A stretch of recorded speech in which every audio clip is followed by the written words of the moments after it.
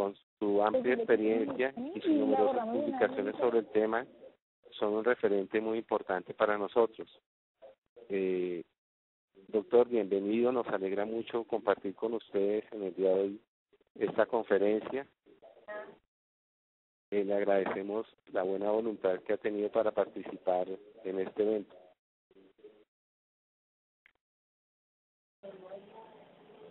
Muchísimas gracias. Aló, doctor. No sé si me escuchan bien. Camilo Blanco.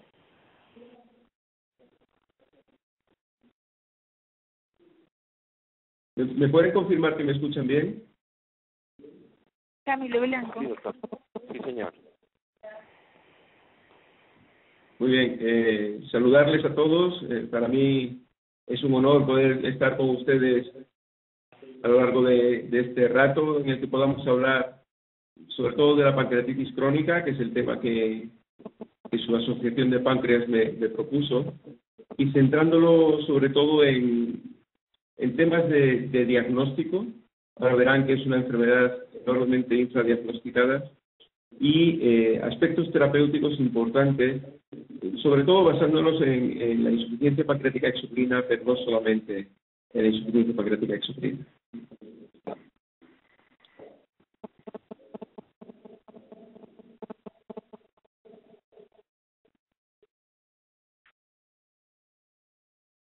Bien, por centrar un poquito el tema, aunque por supuesto ustedes conocen perfectamente este cuadro, la pancreatitis crónica saben que es una inflamación crónica del páncreas, y por tanto lo que podemos ver histológicamente es un estado inflamatorio crónico, la presencia de fibrosis que va sustituyendo al tejido pancreático normal. Por tanto, mientras a la vez crece la fibrosis, se reduce el número de células acilares activas y el número de islotes de Langerhans para producir hormonas.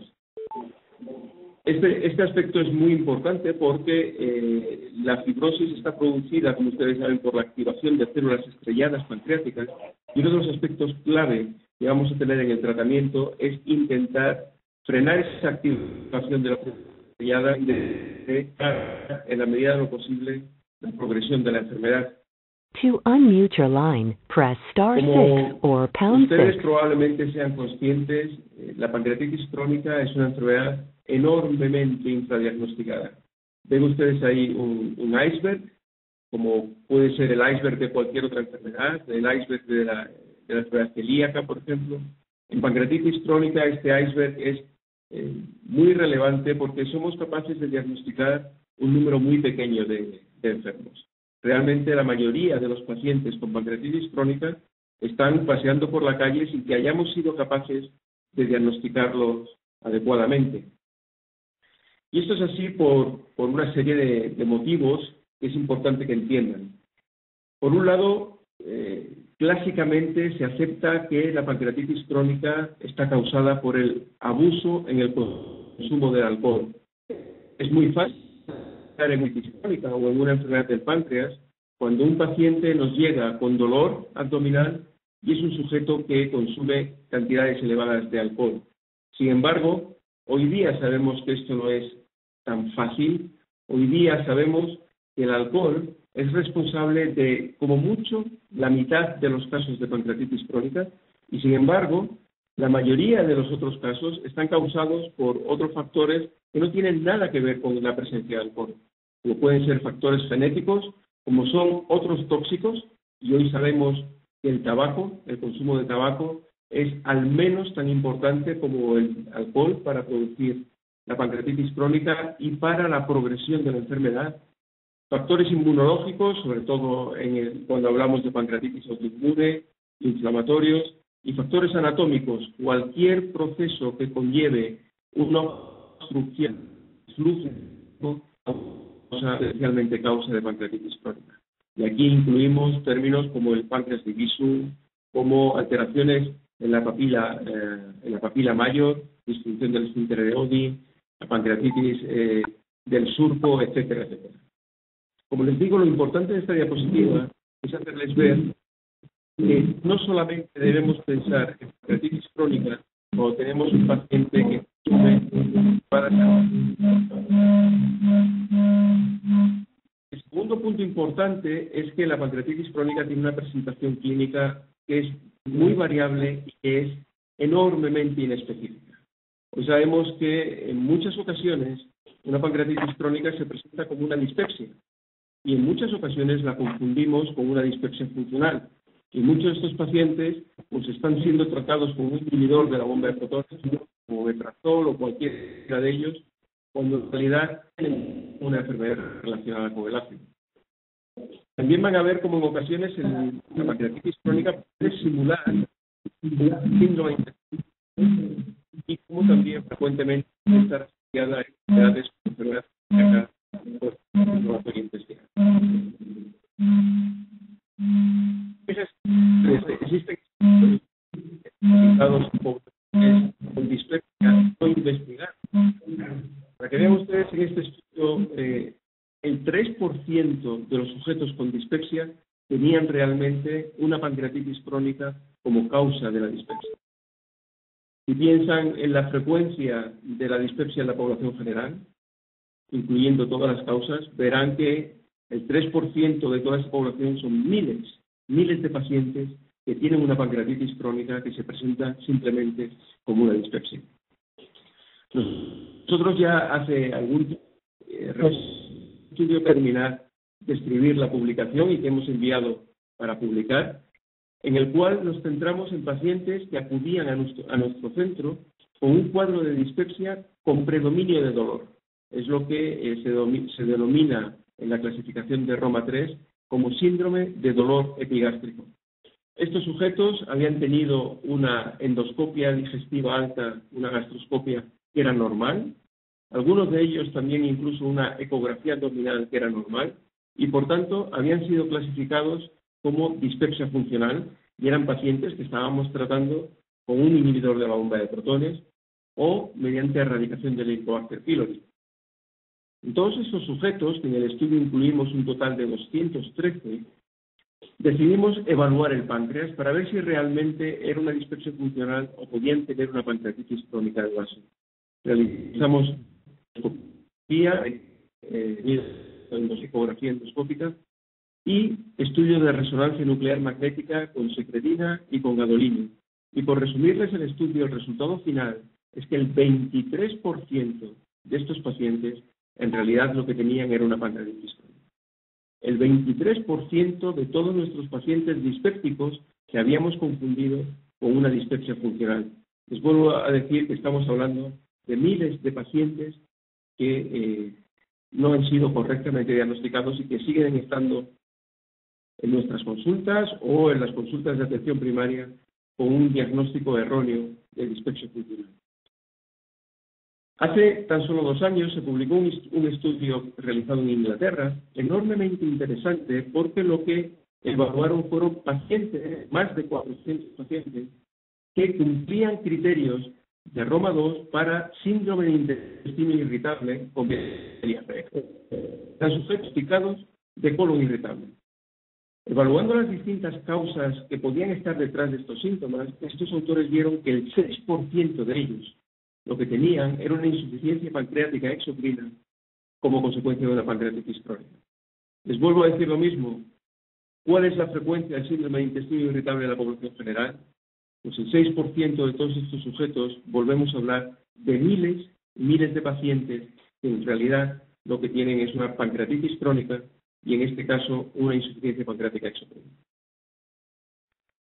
Como les comenté, no solamente hablamos de dispepsia funcional, sino también de síndrome de intestino irritable. Y en este estudio, antes de pasar a la siguiente diapositiva, decirles tan solo que con el tratamiento enzimático sustitutivo, todos los síntomas de estos pacientes desaparecieron. Lo que parecía ser un síndrome de intestino irritable, tanto la diarrea como el resto de síntomas desaparecieron con el tratamiento sustitutivo. Y estos autores, por lógica, concluían que en todo paciente con síndrome de intestino irritable y predominio de diarrea, debe ser excluido una pancreatitis crónica con insuficiencia pancreática exocrina. Como les comentaba anteriormente, también en pacientes con enfermedad inflamatoria intestinal es muy frecuente que haya una pancreatitis crónica por procesos autoinmunes compartidos, y ven en este estudio publicado ya hace 4 años cómo el 14% de los pacientes con enfermedad de Crohn y el 22% de aquellos con colitis ulcerosa tenían niveles anormalmente bajos de lactasa fecal. Tenían una pancreatitis crónica asociada. Les digo, hasta el 22% de los pacientes con colitis ulcerosa. Y lo interesante de ellos es que aquellos pacientes que tenían niveles más bajos de lactasa fecal, por tanto, la enfermedad pancreática puede contribuir a los síntomas que presentan los pacientes con con enfermedad inflamatoria intestinal, y esto es algo que deben conocer. Y por último, por cerrar el tema del diagnóstico de la enfermedad, deben conocer que también los pacientes con enfermedad celíaca presentan frecuentemente pancreatitis crónica asociada y que puede contribuir a la presencia de síntomas.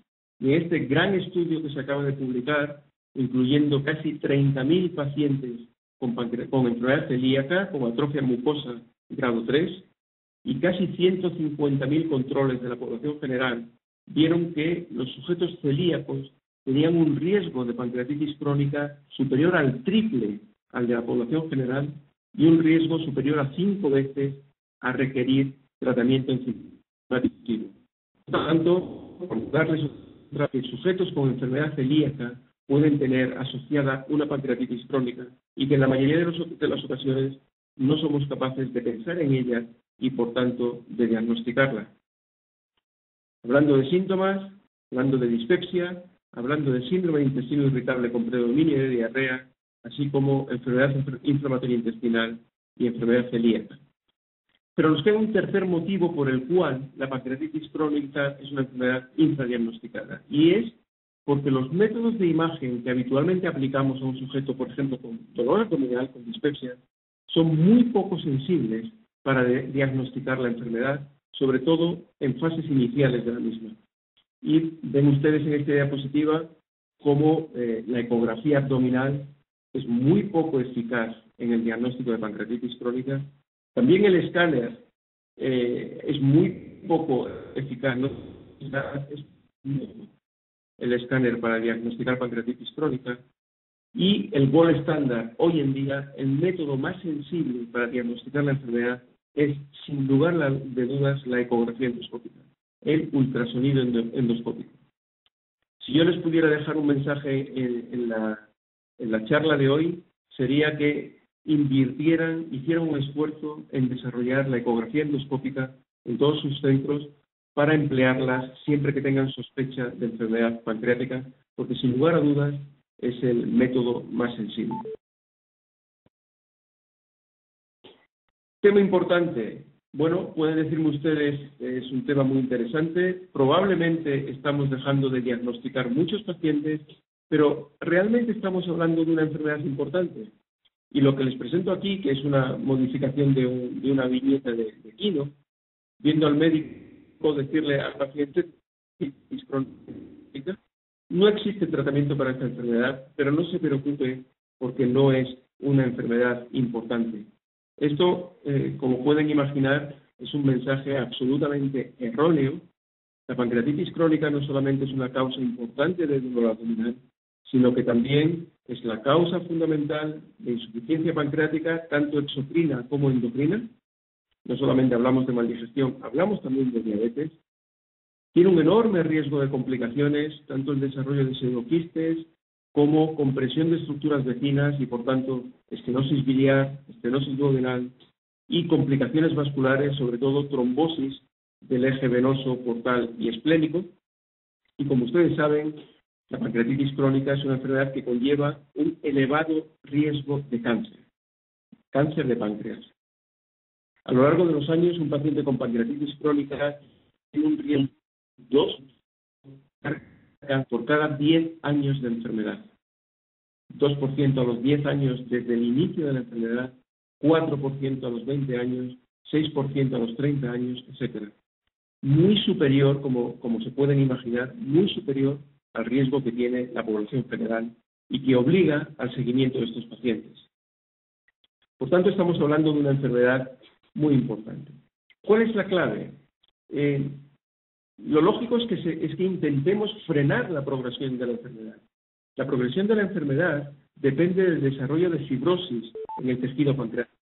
Y la fibrosis está causada por la activación de las células estrelladas pancreáticas. Si nosotros fuéramos capaces de frenar la activación de las células estrelladas pancreáticas y llevarla a apoptosis, seríamos capaces de frenar la progresión de la enfermedad. Por el contrario, si se mantiene esa activación, se mantiene el desarrollo de pancreática y, por tanto, el riesgo de todas las complicaciones que hablábamos anteriormente.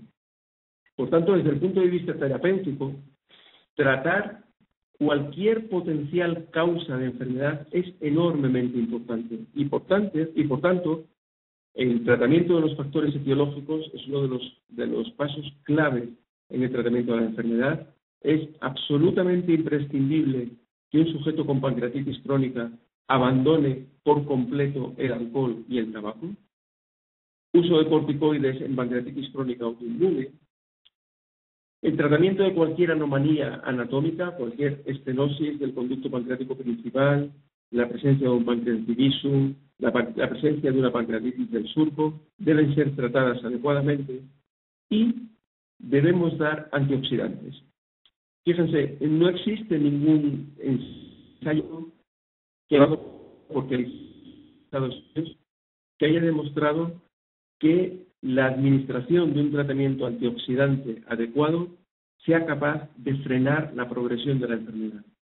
Sin embargo, por estudios de laboratorio, sabemos que la única forma que tenemos hoy en día de llevar a apoptosis o a inactivación las células estrelladas pancreáticas es mediante la administración de antioxidantes. Por tanto, merece la pena, aunque no dispongamos todavía de evidencia científica, dar antioxidantes en sujetos con pancreatitis crónica con la intención de frenar la progresión de la enfermedad. Lógicamente, debemos tratar las manifestaciones clínicas. Debemos tratar el dolor, si el paciente presenta dolor. Debemos tratar la maldigestión, consecuencia de insuficiencia pancreática exocrina. Debemos tratar la diabetes, que es la consecuencia de la insuficiencia pancreática endocrina. Y tratar las lesiones postmediáticas que van apareciendo. Me voy a centrar sobre todo en el tratamiento de la maldigestión. Le voy a hacer un pequeño comentario al tratamiento del dolor, pero me voy a centrar sobre todo en el tratamiento de la insuficiencia pancreática exocrina. Por supuesto, después, en el turno de preguntas, si quieren hacerme algún comentario o alguna pregunta sobre el tratamiento de complicaciones, tratamiento de diabetes o cualquier otro tema que por razones de tiempo no tratemos en esta presentación, estaré encantado de contestarles si puedo. Una única diapositiva para centrar el tratamiento del dolor. El tratamiento del dolor es el mismo que para cualquier enfermedad crónica que conlleve dolor. Lo fundamental en pancreatitis crónica es la abstinencia absoluta de alcohol y tabaco, no solo para intentar frenar la progresión de la enfermedad, sino también como tratamiento del dolor. La presentación. Segundo paso, analgésicos, analgésicos y finalmente los analgésicos opioides. Es muy interesante que en pancreatitis crónica es enormemente útil el uso de pregabalina. Saben que la pregabalina es un antiepiléptico que ha demostrado en ensayos clínicos ser muy eficaz para el tratamiento del dolor de origen neurológico por inflamación neurológica y, por tanto, en pancreatitis crónica también existen ensayos clínicos que demuestran que la pregabalina es muy eficaz en estos pacientes. Por tanto, yo les diría que el algoritmo diagnóstico del dolor es abstinencia de alcohol y tabaco. Si eso no es suficiente, analgésicos no opioides. Si eso no es suficiente, pregabalina. Y si no fuera suficiente, pasar a analgésicos opioides. ¿Qué papel juegan aquí los antioxidantes y las enzimas pancreáticas? Bueno, decirle que el uso de antioxidantes como tratamiento del dolor en pancreatitis crónica es discutido. Existen favorables, otros que son negativos, pero como les comenté anteriormente, con los antioxidantes tenemos mucho que ganar y muy poco que perder en pancreatitis crónica, y yo creo, y es nuestra rutina, deben ser usados habitualmente en todos los pacientes. Y por último nos queda la cirugía, tratamiento quirúrgico, si todo el tratamiento endoscópico, todo el tratamiento analgésico no es suficiente, con o sin descompresión endoscópica previa en función de que el conducto pancreático esté dilatado, o sea, una pancreatitis crónica con conducto estrecho. No les comenté nada de las enzimas pancreáticas en el tratamiento del dolor, y esto lo he hecho así voluntariamente porque las enzimas pancreáticas tienen un efecto muy marginal analgésico en pancreatitis crónica y en cualquier caso no significativo. Los metaanálisis que se han desarrollado demuestran que los enzimas pancreáticos son tratamiento de pancreatitis crónica. Una cosa muy distinta es el tratamiento de la insuficiencia pancreática exocrina. Y como saben, la insuficiencia pancreática exocrina es la alteración primaria o secundaria de la función pancreática que conlleva maldigestión. Cuando hablamos de insuficiencia pancreática, hablamos de maldigestión. Estamos hablando hoy de pancreatitis crónica, pero me gustaría recordarles que otras enfermedades pancreáticas, como es la fibrosis quística, como es la pancreatitis aguda necrotizante, o como es el cáncer de páncreas, conllevan igualmente insuficiencia pancreática exocrina que requiere tratamiento, y situaciones extrapancreáticas, sobre todo la cirugía gastrointestinal, cirugía duodenopancreática, gastrectomías parciales, gastrectomías totales, conllevan muy frecuentemente insuficiencia pancreática exocrina secundaria y, por tanto, maldigestión. ¿Cuál es la malabsorción? Por definición, a mala absorción de nutrientes y, por tanto, a malnutrición, y como consecuencia de ello, me gustaría hacerles centrar su atención en la parte derecha de la diapositiva, de que la insuficiencia pancreática exocrina siempre, absolutamente siempre, requiere tratamiento. En pancreatitis crónica, el desarrollo de insuficiencia pancreática exocrina depende del tiempo. Todo paciente con pancreatitis crónica va a terminar desarrollando insuficiencia pancreática exocrina al cabo de los años. Como ven en esta diapositiva, en el momento de inicio de la enfermedad, en el momento en el que se manifiestan los primeros síntomas, el 15% de los pacientes ya tienen insuficiencia pancreática exocrina. Pero esta frecuencia va aumentando progresivamente al cabo de los años y al final, al cabo de los años, prácticamente la totalidad de los pacientes van a tener esta complicación. Y estamos hablando de una complicación enormemente relevante desde el punto de vista clínico.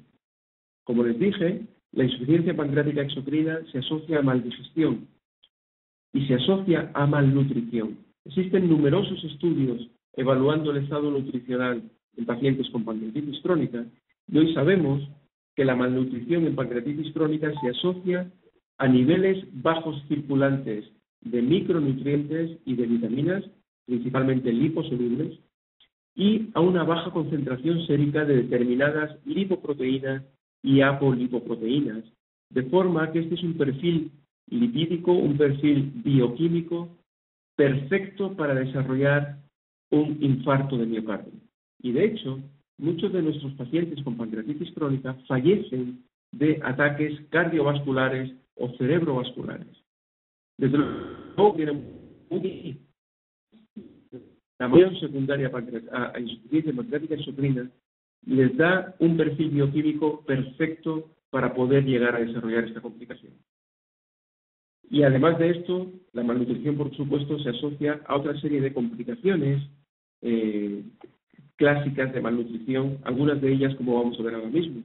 Existen estudios en pancreatitis crónica, específicamente en pancreatitis crónica, demostrando que la malnutrición en estos pacientes conlleva osteoporosis en todos ellos, en el 100% de ellos, con un muy elevado riesgo de fracturas patológicas y un importante déficit inmunológico con un elevado riesgo de infecciones.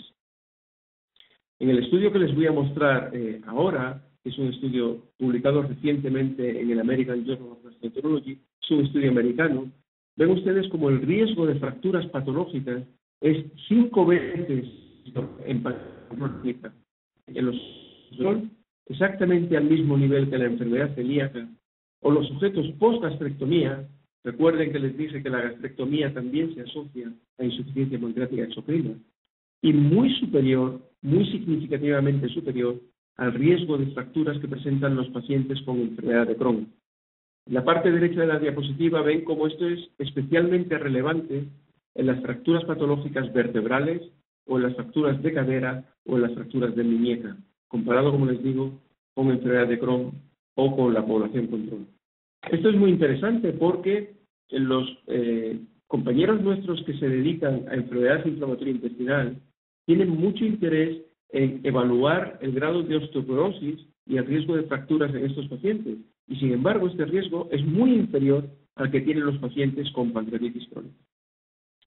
Y finalmente, indicarles que evaluado a nivel de pacientes con pancreatitis crónica, en este estudio en concreto, usando un índice que se denomina Mind Nutrition Index, ven ustedes en las gráficas cómo aquellos pacientes que tienen un mejor estado nutricional, lo estoy intentando marcar con un punto rojo, son aquellos que tienen un menor número de necesidad de admisiones hospitalarias y son aquellos que tienen un menor número de episodios de dolor.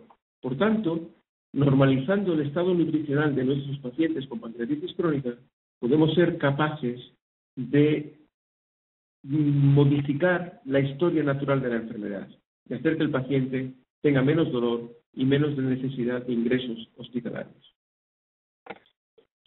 Resumiendo lo que les he dicho en esta parte de la presentación, me gustaría que les quedara claro que la principal consecuencia clínica de la insuficiencia es la pero también la malnutrición, y que un déficit nutricional en pancreatitis crónica se asocia a un mayor número de episodios de dolor, a un mayor número de hospitalizaciones, a un mayor riesgo de eventos cardiovasculares y cerebrovasculares, a un mayor riesgo de fracturas espontáneas, de fracturas patológicas y a un mayor riesgo de infecciones. Por tanto, estamos hablando de una complicación muy grave de la pancreatitis crónica.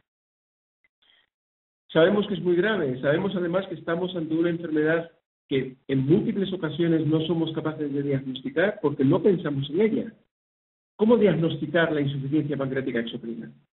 Saben ustedes que el patrón oro es la cuantificación de grasa fecal mediante la evaluación del coeficiente absorción grasa. El coeficiente de absorción de grasa requiere una dieta estricta, que igualmente, digamos, ingesta de grasa al día, requiere de la evaluación de la cantidad de grasa que se elimina con las heces, de forma que podemos calcular el porcentaje de grasa que ha sido digerida y absorbida. Eso es lo que se denomina el coeficiente de absorción grasa.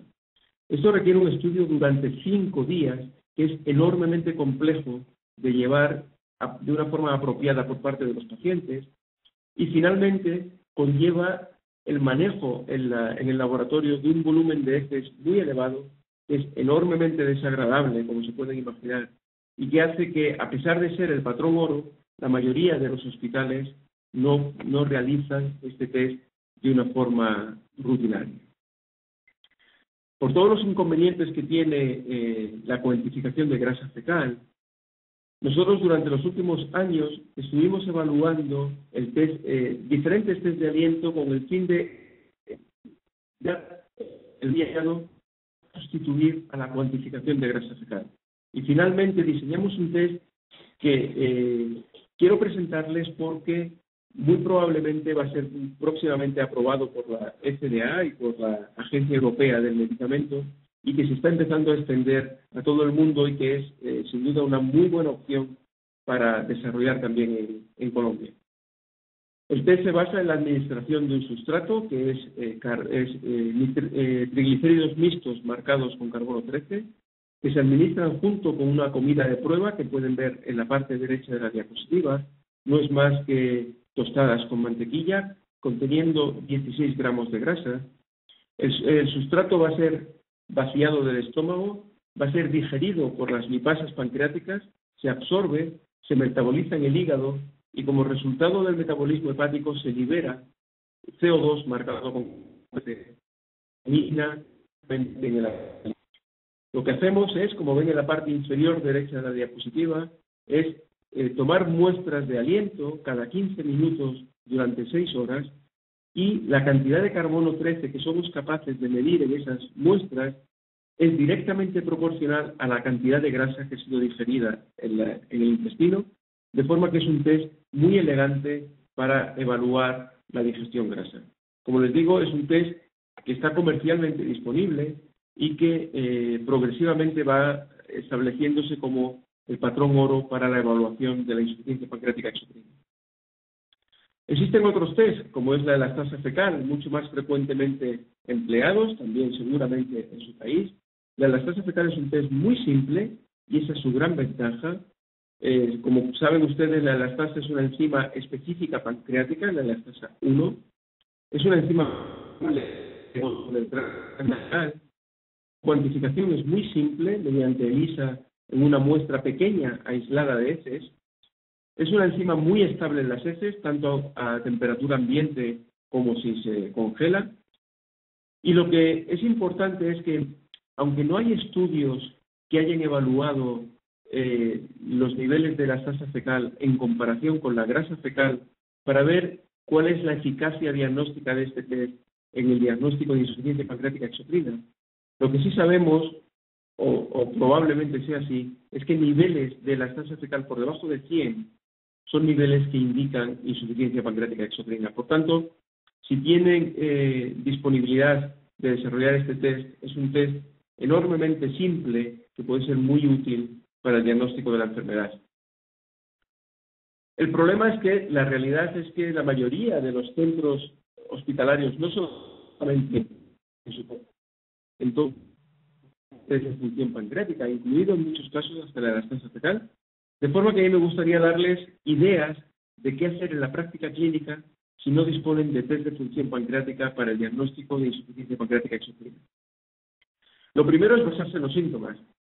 Si tienen la suerte, que es poco frecuente, que un paciente con insuficiencia pancreática exocrina tenga síntomas tipo diarrea o tipo síndrome de intestino irritable con predominio de diarrea, les puedo decir que el mejor método diagnóstico en estos casos es dar un tratamiento enzimático sustitutivo empírico. Si en estos pacientes la diarrea mejora o desaparece con el tratamiento enzimático, ya tienen hecho el diagnóstico de insuficiencia pancreática exocrina. En pancreatitis crónica nos podemos fiar de los hallazgos morfológicos, porque sabemos, y ahora se lo voy a demostrar en una diapositiva, que los pacientes que presentan calcificaciones en el páncreas, del conducto, tienen con una muy elevada probabilidad una insuficiencia pancreática exocrina asociada. Y la tercera posibilidad es hacer un estudio nutricional en los pacientes con pancreatitis crónica. Fíjense, en un estudio que hemos publicado este año, muy recientemente, en la revista Páncreas, evaluamos los hallazgos morfológicos en nuestro estudio mediante ecoendoscopia en relación a la presencia o no de insuficiencia pancreática exocrina. Y vean ustedes en la parte izquierda de la diapositiva qué bonita regresión lineal encontramos entre el número de criterios ecoendoscópicos de la enfermedad y la probabilidad de insuficiencia pancreática exocrina. Pero centrándonos en la parte derecha de la diapositiva, ven ustedes que cuando los pacientes tienen calcificaciones y dilatación ductal, existe un error en las columnas de esta diapositiva. Cuando un pancreatitis tiene dilatación ductal, la probabilidad de insuficiencia pancreática exocrina es tan alta como el 4%, mientras que si no existen calcificaciones, la probabilidad es menor al 10%. Por tanto, es muy fácil, en presencia de calcificaciones, se debe hacer así, iniciar el tratamiento enzimático sustitutivo sin necesidad de hacer ningún test de función pancreática. Y como les dije, una tercera posibilidad muy sencilla de hacer en la práctica clínica es hacer un estudio nutricional de nuestros pacientes. En un artículo que acabamos de publicar en Pancreatology, vimos que niveles de magnesio por debajo de 2.05 miligramos de cilitro o niveles anormalmente bajos de hemoglobina, albúmina, prealbúmina y la proteína ligadora de retinol o elevados de hemoglobina glicosilada se asociaron muy significativamente a la presencia de insuficiencia. De forma que cuando todo el estudio nutricional era normal, la probabilidad de insuficiencia pancreática exocrina era 0. Por lo tanto, podemos estar tranquilos que nuestro paciente con pancreatitis crónica no tiene insuficiencia pancreática exocrina. Cuando solo uno de estos parámetros nutricionales era patológico, el riesgo de insuficiencia pancreática exocrina era del 30% aproximadamente. Si dos eran anormales, era del 50%, 3 del 70% y más de 3 del 100%. ¿Qué les quiero decir? Les recomiendo que cuando tengan un paciente con pancreatitis crónica, les hagan un estudio nutricional y en función del número de parámetros nutricionales que son patológicos, saben la probabilidad que tiene de que su paciente tenga una insuficiencia pancreática exocrina y pueden de esta forma iniciar el tratamiento. Termino con el tratamiento. ¿Cómo tratar la insuficiencia? El objetivo es evitar síntomas, como es lógico. Si el paciente tiene diarrea, debe ser tratada para evitar la diarrea, evitar la pérdida de peso y evitar otros síntomas frecuentemente asociados, como es la flatulencia, como es el hinchazón abdominal, etcétera. Pero como les vengo comentando a lo largo de esta conferencia, de esta presentación, el objetivo fundamental del tratamiento de la insuficiencia pancreática exocrina es asegurar un estado nutricional normal. Y esto es así porque los pacientes presentan complicaciones e incluso fallecen como consecuencia de la malnutrición, no como consecuencia de los síntomas. ¿Cuál es el tratamiento? Por un lado, dieta absolutamente normal. Nunca reducimos la ingesta grasa en pacientes con pancreatitis crónica e insuficiencia pancreática exocrina, porque de esta forma es incapaz de alcanzar el funcional. Un paciente con insuficiencia pancreática exocrina requiere una dieta sana normal, evitando solamente alcohol y tabaco. El resto, dieta absolutamente normal. Y, por supuesto, tratamiento enzimático sustitutivo. Saben ustedes que los preparados de elección hoy en día son los preparados que tienen una cubierta entérica, que evitan la inactivación de la lipasa por parte del ácido gástrico y que están en forma de mini microesferas, porque es la forma de asegurar que las enzimas pancreáticas se van a vaciar del estómago paralelamente con la comida, con la ingesta. Por tanto, dieta normal, enzimas pancreáticas en forma de mini microesferas con cubierta entérica. Y estas enzimas son muy eficaces en el tratamiento de la insuficiencia pancreática exocrina. Se han publicado distintos clínicos, mostrar simplemente nuestra experiencia en un artículo que publicamos ya hace 5 años, y ven ustedes en la parte de la izquierda evaluando el coeficiente de absorción grasa, o en la parte de la derecha con el test de aliento, cómo en comparación con el estado inicial sin tratamiento, la administración de enzimas, en este estudio dando 40.000 unidades de lipasa por cada comida, permitía mejorar de una forma muy significativa la digestión en nuestros pacientes.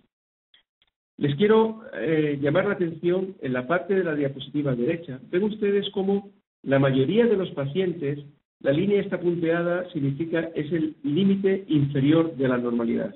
Ven cómo la mayoría de los pacientes, alrededor del 60%, son capaces de normalizar la digestión con la aportación de 40.000 unidades de lipasa por cada comida. Pero vean ustedes cómo queda 30% en los que la digestión ha mejorado dramáticamente, muy llamativamente, todavía siguen presentando una digestión anómala, siguen presentando una maldigestión a pesar de la administración de 40.000 unidades de lipasa con cada comida. Y luego me centraré un poquito en estos pacientes. No solamente mejora la digestión, y como les digo, hay numerosos ensayos clínicos que lo demuestran, sino que también mejora los síntomas. Y en este estudio, que es un estudio a tan solo 6 meses de seguimiento con el tratamiento, el peso de los pacientes aumentó como media alrededor de 3 kilos en 6 meses, y el número de deposiciones al día también era significativamente inferior al que tenían previamente al tratamiento. Por tanto, dieta normal, enzimas pancreáticas. Pero, ¿a qué dosis? ¿A qué dosis deben ser administradas las enzimas pancreáticas? Es fácil imaginar que debemos dar enzimas a la dosis que sea capaz de evitar síntomas, hacer que el paciente deje de tener diarrea y deje de tener otros síntomas de maldigestión como hinchazón abdominal, flatulencia, etcétera, etcétera. ¿Lo debemos hacer así? No, no se debe hacer así. Nosotros publicamos un estudio en el que vimos que dando enzimas pancreáticas a la dosis capaz de normalizarla, de evitar síntomas, y esa dosis, como ven en la diapositiva, fue como mediana 20.000 unidades de lipasa por cada comida, el rango entre 20.000 y 60.000 unidades de lipasa. A pesar de ello, hasta el 70% de nuestros pacientes seguían presentando datos de malnutrición. Y recuerden que nuestro objetivo es normalizar la nutrición en nuestros pacientes. El 70% seguía teniendo niveles bajos de colesterol, un tercio iría presentando niveles bajos, patológicamente bajos, del índice de masa corporal. Por tanto, la dosis de enzimas pancreáticas que vamos a dar vía oral no sirve con que sean aquellas capaces de eliminar síntomas, sino que deben ser aquellas que son capaces de normalizar la digestión. Porque sabemos que normalizando la digestión es la forma de normalizar el estado nutricional de nuestros pacientes. Y fíjense que la dosis mínima con la que debemos empezar el tratamiento para conseguir normalizar el estado nutricional es de 40.000 unidades de lipasa por cada comida y 20.000 unidades de lipasa en meriendas o si el paciente toma algo a media mañana entre el desayuno y la comida. ¿Son altas estas dosis? Pues no sé por qué. Se ha inculcado en nuestros la guía, dosis son altas cuando son dosis muy inferiores a las que produce el páncreas de una manera fisiológica. Por tanto, no son dosis bajas, son las dosis que necesitamos para normalizar el estado nutricional de nuestros pacientes y, por tanto, para evitar complicaciones de la enfermedad. ¿Qué hacemos con aquel 40% que les decía que a pesar de administrarle 40.000 unidades de lipasa con cada comida, siguen presentando un estado de malnutrición, siguen presentando una digestión anómala? Esto lo vimos en este estudio en el que ven en la columna de la izquierda los sujetos que siguen presentando un test de aliento patológico a pesar de estar en tratamiento enzimático. El problema que tienen estos pacientes es que, además de tener una disminución de la secreción pancreática de enzimas, tienen también una reducción de la secreción de bicarbonato. El páncreas no es capaz de neutralizar el pH ácido que llega del estómago. Y estos pacientes tienen un pH ácido en el intestino. Con este pH ácido, las enzimas pancreáticas no actúan y es por ello por lo que no llegan a normalizar la digestión. Es muy fácil entender que si les añadimos omeprazol, lansoprazol o cualquier otro inhibidor de la bomba de protones, vamos a ser capaces de mejorar el pH a nivel gástrico e intestinal. Y ven ustedes en este estudio cómo, medido por test de aliento, la digestión en estos pacientes, al añadir a los 40.000 unidades de lipasa, al añadir un inhibidor de la bomba de protones, mejoraba drásticamente. Y la barra que ven aquí blanca, la línea blanca que ven aquí vertical, indica el rango, no la desviación estándar. Ven ustedes como la mayoría de los pacientes están por encima del límite de la normalidad de la digestión.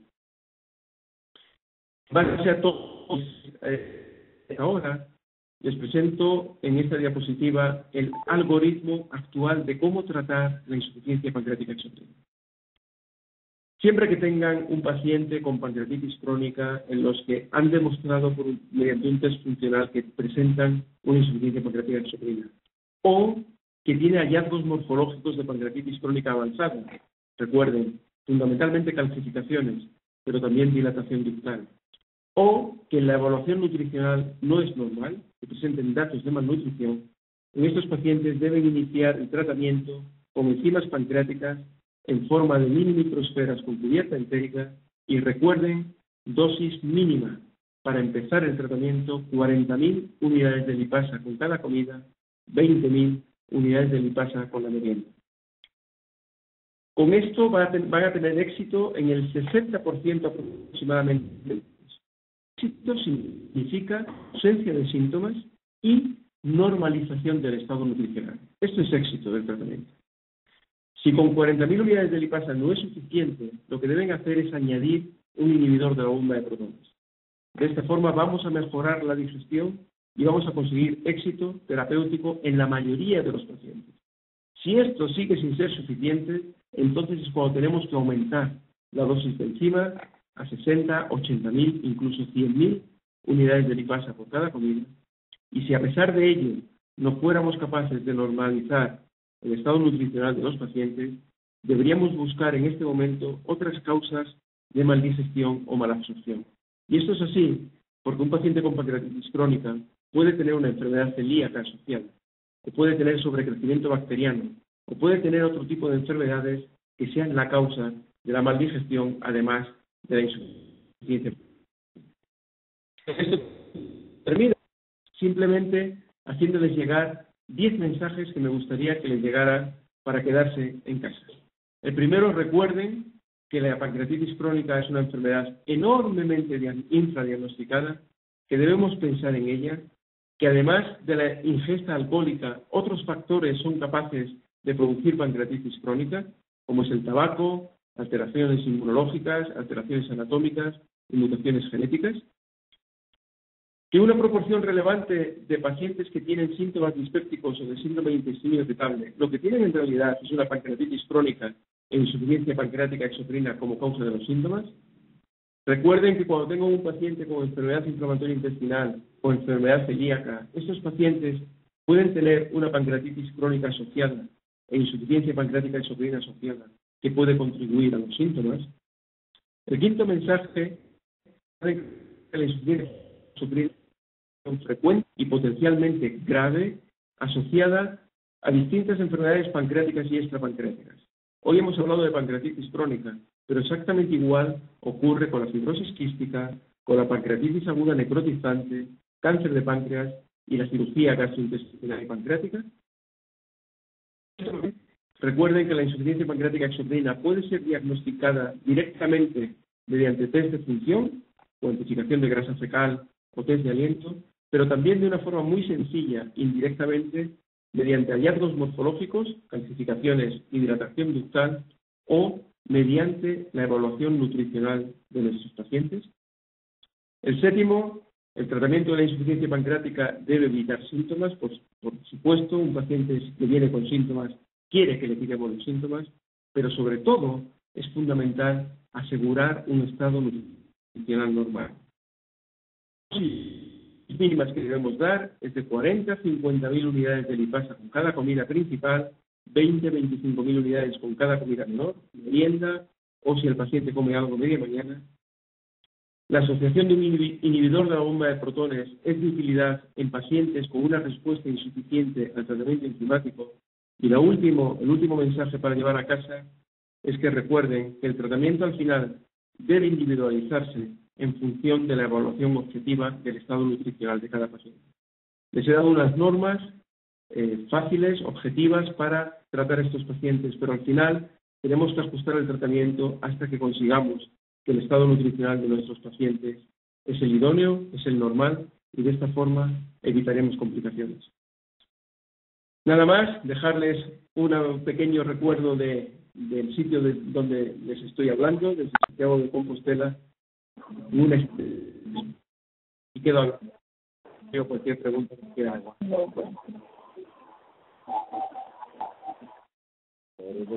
Excelente. Conferencia, indudablemente es un aporte muy valioso para nosotros. Enseñanzas para nuestra práctica muy importantes. To unmute your line, press *6 or #6. Estamos diagnosticando a muchos de estos pacientes. Tenemos algunas intervenciones y algunas preguntas que por parte de la audiencia que quisiera transmitir.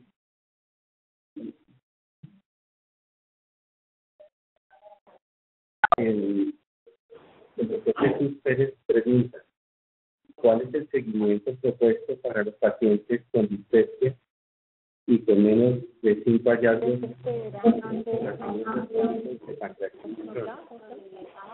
To unmute your line, press *6 or #6. No sé si me han hecho alguna pregunta, les escucho muy lejos, muy mal.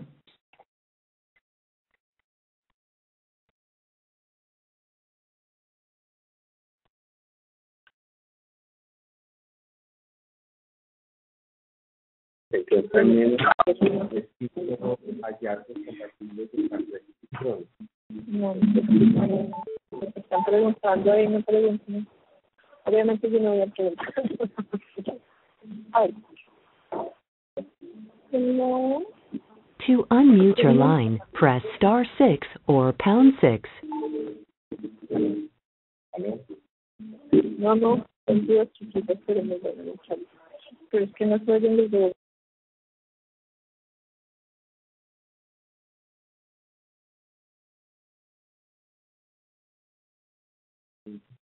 Vale, estoy viendo las preguntas que me están haciendo por el chat. Me hacen una muy buena pregunta y es ¿cuál es el seguimiento propuesto para pacientes con dispepsia y menos de 5 hallazgos econdoscópicos de pancreatitis crónica? En nuestra experiencia, los pacientes con 3 y 4 criterios de pancreatitis crónica y dispepsia, la mayoría de estos pacientes tienen una pancreatitis crónica. En todos ellos hicimos estudios de resonancia magnética con secretina, con gadolinio, y pudimos confirmar la enfermedad en alrededor del 80% de estos pacientes. Por tanto, yo inicialmente los consideraría como pancreatitis crónica. ¿Por qué es esto importante? Porque son pacientes fundamentalmente deben de dejar y de fumar. 3-4 criterios yo ya los consideraría como pancreatitis crónica con la intención de evitar que la enfermedad pudiera progresar. Y les daría ya antioxidantes. Abstinencia de alcohol, abstinencia de tabaco y antioxidantes. Eso sería lo que yo haría. Posteriormente le haría otro estudio econdoscópico probablemente a los 2 años para ver si ha habido una progresión o no. Pero siendo con una intención de prevenir complicaciones, yo los consideraría con 3-4 criterios una pancreatitis crónica.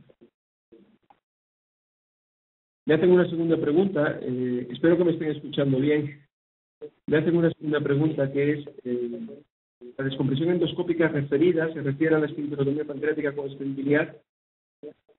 ¿Qué hacer con los segmentos no drenados, las estrecheces no dilatables, el recambio de prótesis de por vida?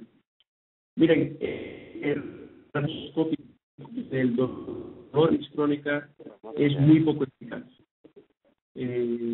Nosotros lo utilizamos como test para ver si el tratamiento quirúrgico de drenaje va a ser eficaz.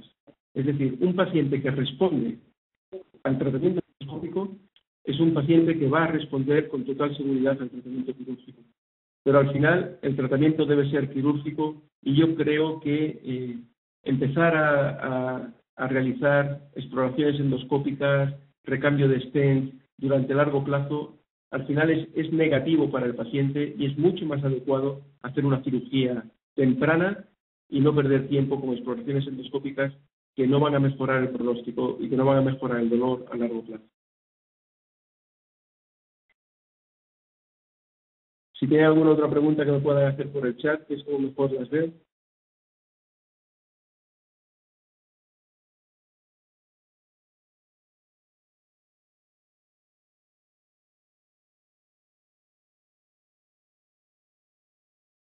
¿Aló? Sí. Sí. Doctor, una pregunta.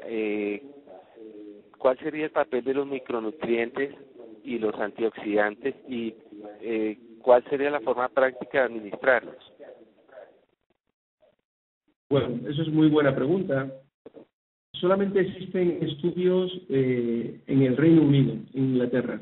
En Inglaterra tienen un preparado específico que se llama Antox, que lo han desarrollado para pancreatitis crónica. Y de hecho lo estamos evaluando ahora en pancreatitis hereditaria. En España no existe este preparado y en Colombia tampoco existe este preparado. Yo lo que hice y les recomiendo que hagan es ver la composición de un puesto que se llama Antox, vi la composición que tenía y busqué cuál era el producto que tenía una composición similar en España. Y es el producto que estamos usando.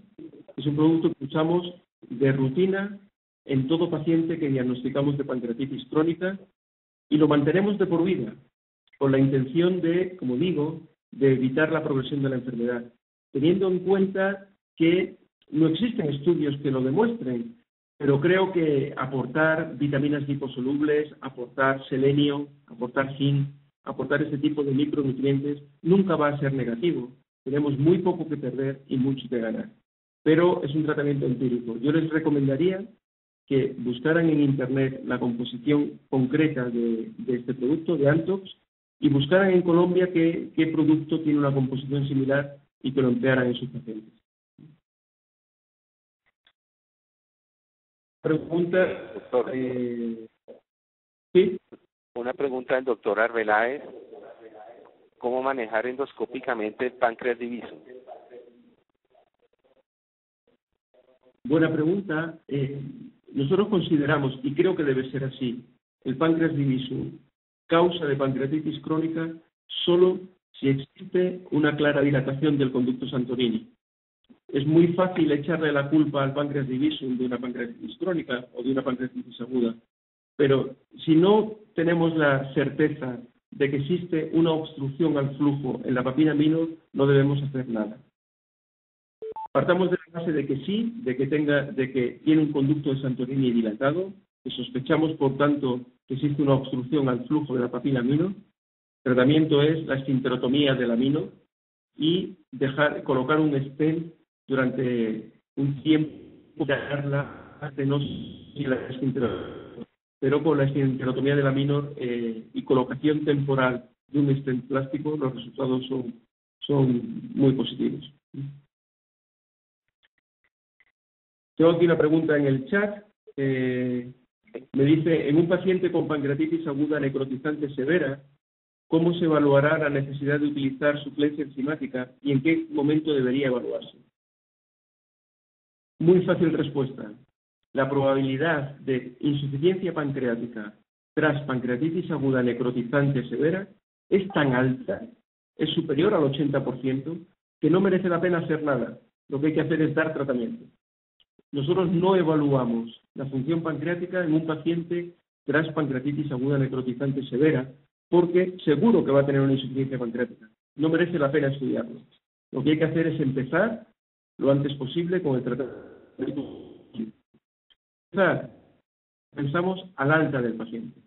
Cuando mandamos al paciente a casa, al alta hospitalaria, comenzamos ya con el tratamiento enzimático. A las dosis que hemos comentado. Te pregunta si hay calcificaciones en las imágenes iniciales, ¿no se requiere ningún otro estudio imagenológico adicional? No, realmente no. Hablando del diagnóstico de insuficiencia pancreática, si el paciente ya tiene calcificaciones, casi seguro que va a tener insuficiencia pancreática y lo mejor es empezar ya con el tratamiento enzimático con las dosis que les acabo de decir. No merece la pena hacer ningún tipo de estudio de función.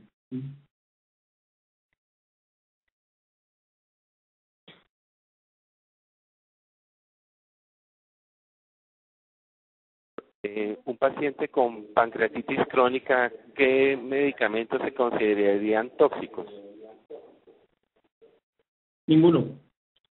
No existe ninguna evidencia de que podamos tener ninguna limitación de dar un tratamiento por cualquier otro motivo, por cualquier otra enfermedad que el paciente necesite. No tenemos ninguna evidencia de fármacos que sean nocivos para el páncreas. Como saben, hay fármacos que pueden inducir pancreatitis aguda, pero la relación entre estos fármacos y pancreatitis aguda depende de la idiosincrasia del paciente. No es como en el hígado, que no podemos dar determinadas dosis de paracetamol o que debemos evitar fármacos que se metabolizan por el hígado en pacientes con cirrosis avanzada. En el páncreas no es esa la situación y no tenemos ningún límite en el uso de fármacos en pancreatitis crónica. ¿Aló? Buenas tardes, doctor. Habla Rómulo Vargas. Tenía una pregunta. En caso de hallazgos no conclusivos de pancreatitis crónica en ultrasonido endoscópico, ¿cree usted que tiene algún papel el estudio histológico obtenido mediante punción con aguja fina? Sí, por supuesto, pero es muy difícil. Este es un campo que estamos intentando desarrollar aquí nosotros en Santiago y es muy difícil obtener tejido pancreático en un páncreas que solo tiene 3 o 4 criterios endoscópicos de pancreatitis crónica. El páncreas en ese momento es un páncreas todavía es muy blando, con muy poco grado de fibrosis y estamos empleando ahora aún filas de 25, pero no somos todavía capaces de obtener un cilindro, de obtener tejido, solamente somos capaces de obtener citología. Y por citología no podemos hacer el diagnóstico de pancreatitis crónica. Sería lo ideal y a eso es a lo que estamos tendiendo, pero es enormemente difícil con los métodos actuales, con las agujas actuales, conseguir un cilindro en un páncreas que solo tiene 3 o 4 criterios endoscópicos de pancreatitis crónica.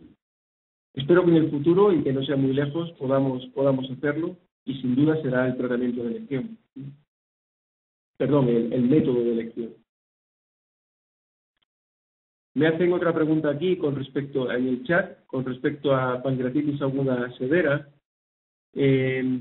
Cuando hablo de tratamiento empírico, ¿a qué medicamentos me refiero? Me refiero a las enzimas pancreáticas. Es decir, pancreatitis aguda severa, riesgo altísimo de insuficiencia pancreática y por tanto podemos empezar con el tratamiento con enzimas pancreáticas. 40.000 unidades con cada comida, 20.000 unidades con ingestas menores. Tratamiento empírico me refiero a las enzimas.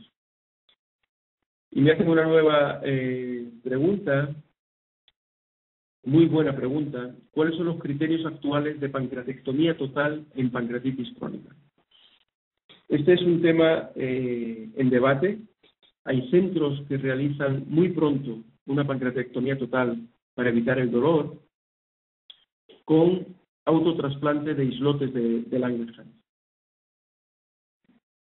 Este tratamiento tiene sentido porque sabemos que cuando un paciente ha sufrido durante años dolor, es adicto a los opiáceos, aunque se le realice en esa fase de total, existe el dolor, porque ya ha habido cambios a nivel cerebral que hacen que ni siquiera la pancreatectomía total sea un tratamiento eficaz contra el dolor.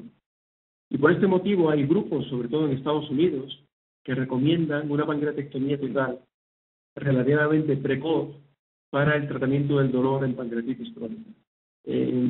Yo no soy de esa opinión. Yo creo que podemos manejar el dolor bastante bien con los fármacos que tenemos en la actualidad y con tratamientos quirúrgicos adecuados sin llegar a la pancreatectomía total.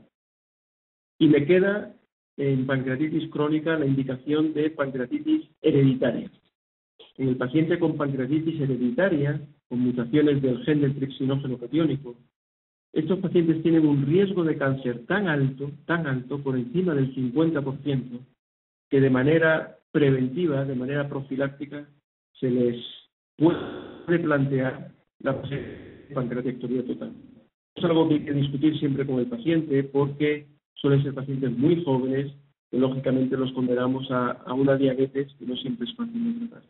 Pero es muy buen tema, muy buena pregunta y que no tiene una fácil respuesta. Me preguntan también qué pienso de la etanolización del tronco celíaco por ultrasonido endoscópico en pacientes con dolor crónico. La neurolisis del plexo celíaco mediante la inyección de alcohol en el ganglio celíaco guiado por ultrasonido endoscópico es muy eficaz en el cáncer de páncreas, en el tratamiento del dolor del cáncer de páncreas. En pancreatitis crónica no se usa porque evitamos destruir el ganglio celíaco de forma irreversible. Lo que se usa es el bloqueo del ganglio celíaco mediante inyecciones locales. ¿Cuál es el problema? Pues que los estudios que se han realizado han demostrado que no es eficaz. El bloqueo del plexo celíaco con anestésicos locales no es eficaz en el tratamiento del dolor en pancreatitis crónica. Y por tanto, hoy en día, no es una técnica que se esté empleando. Sí, la neurolisis con alcohol en cáncer de páncreas, pero todavía no en pancreatitis crónica por ser una enfermedad benigna.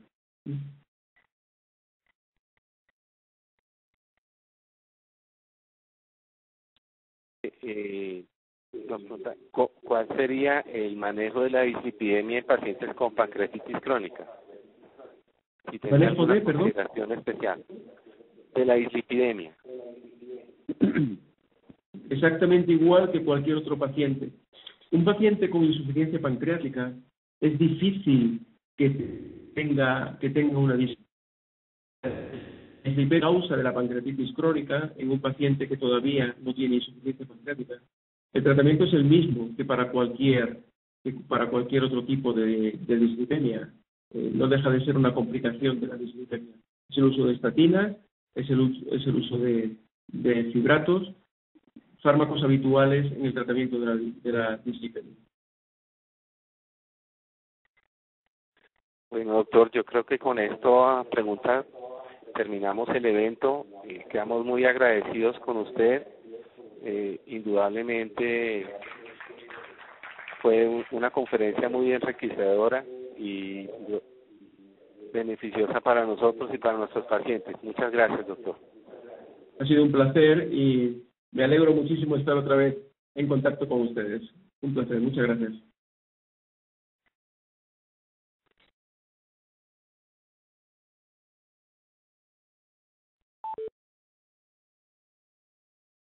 ¿Hello? ¿Sí? ¿Oh? ¿Qué tienes una conferencia?